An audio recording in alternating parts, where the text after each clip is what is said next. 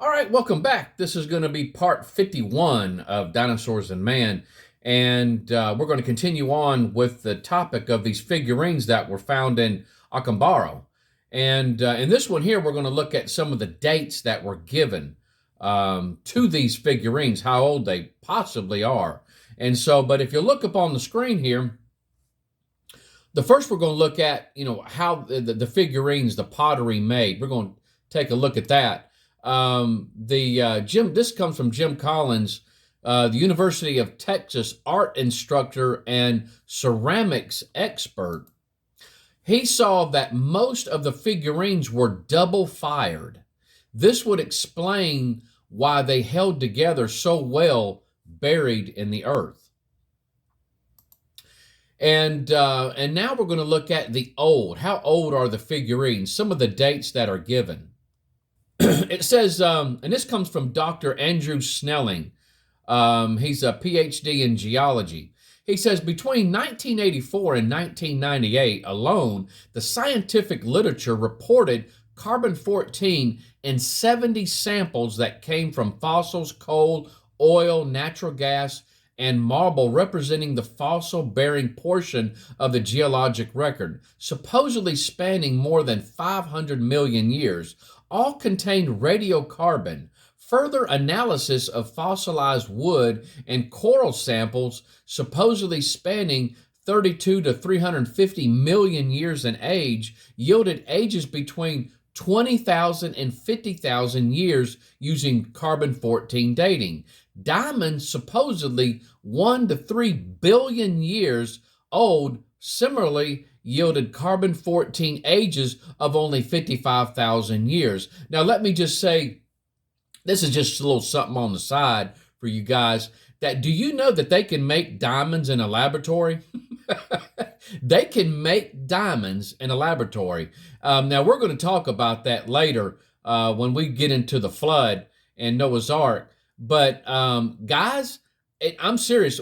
You can literally, diamonds, the ones that are being dug up from the earth, are actually not as expensive as they used to because they can make these diamonds now. And the quality of the diamonds it's the same properties. The diamonds that they make are have the same quality as far as properties as diamonds from the earth. The quality, though, is better. They're able to make better diamonds than you can get from the earth, and they're cheaper. And so because of that, the diamonds that are in the earth are not as near as expensive as what they used to be. So that's a little something on the side. So it doesn't really take 1 to 3 billion years for diamonds to be made. So that's a little just something, like I said, we'll talk about that later. That's a little something extra on your plate for you. Dr. John D. Morris, who has a doctorate in geological engineering, this is what he says. Despite the seeming precision, the method has its flaws. Historically dated bodies or objects provide a reality check. And quite frankly, carbon dating is known for its inaccuracy. It finds application in archaeology and is thought to be useful for about the most 3,000 years since the time of David. If calibrated properly, archaeologists may routinely use C14, carbon-14, to date timbers in a tomb or grain stored in a clay pot or papyrus in a scroll, but they never trust its results unless they can be matched with dates gathered through other historical means. So they need some way of validating whatever, like a second opinion, I guess you could say. And whatever they're dating, they need something else to validate that date, or another reference. Now let's talk about some of this this dating that they did. Charles H. Hapgood submitted the samples, and these were isotopes from Isotopes Incorporated, New Jersey, 1968.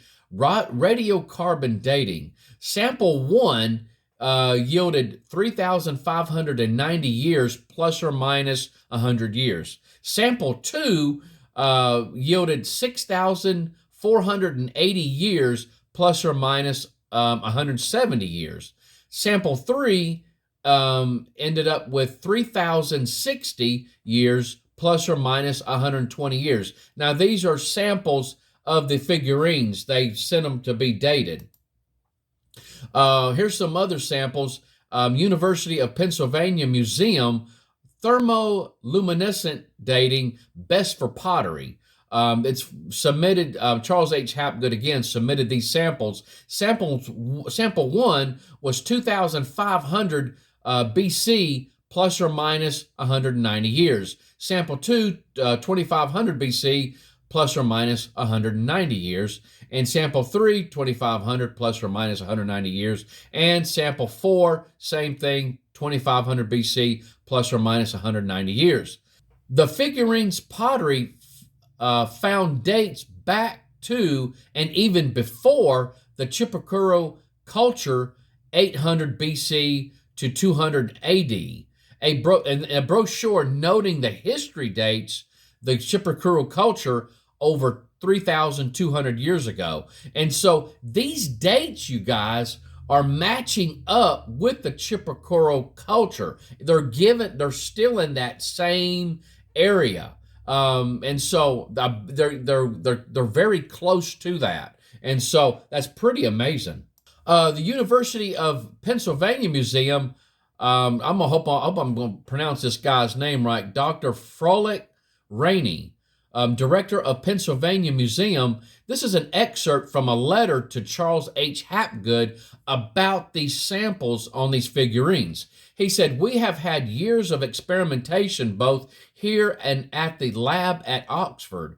We have no doubt at all about the dependability of the thermoluminescence method.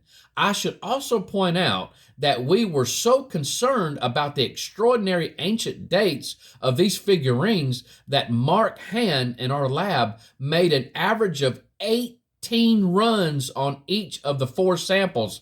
I'm going to say that one more time, guys. They had an average of 18 runs on each of the 4 samples. Now, listen to this. The letter was withdrawn 3 months later with no reason given. That's very suspicious, guys. It's like they're saying, it's almost we're validating these figurines. And so we can't have that. We can't have dinosaurs possibly, man, showing true evidence that they've had knowledge about dinosaurs way, way long ago before we really started digging up their fossils and knowing about them. And so this, again, is some amazing evidence, guys, and really and truly amazing evidence. And so, again, I think it's also kind of neat that, they were talking about how many times they did the runs on the samples because they just couldn't believe what they were getting. And I was thinking of Mary Schweitzer when she was talking about when they found the soft tissue in a T-Rex thigh bone. They said that they had run that same experiment over and over and over again, or that same test over and over and over again. I want to say upwards of a dozen times, and they were still getting the same results. And so, but see, that's good science, because what they were doing is they were showing a repeatability of the same thing that they was getting. They were eyewitnesses to of the experimentation. And so that's good science. That's good science. That's I have no problem with that type of science. And so, but a theory or a guess, and basing your whole life upon an absolute, a theory that has absolutely no evidence whatsoever, like evolution, I got a problem with that. And then they want to teach it in school, and then anything that has to do with creation, they want to say it's not true science. And so, and they always want to point to science all the time and how that has more validity than the Bible, the creation account. And so, as far as I'm concerned, when you take God out of science, then what you have is a guess. And so that's not true science. And as far as I'm concerned, God would have put his blessing on the scientists if they would put God involved with it. They would add God into it. And so God would probably have them discover even things that we have yet to even know anything about. And so, but God, if man wants to kick God out, then God will just step back and say, okay, good luck to you. And so, but at any rate, guys, we're going to stop right here. Again, the next video, we're going to continue on with this subject. All right. You guys take care. Bye-bye.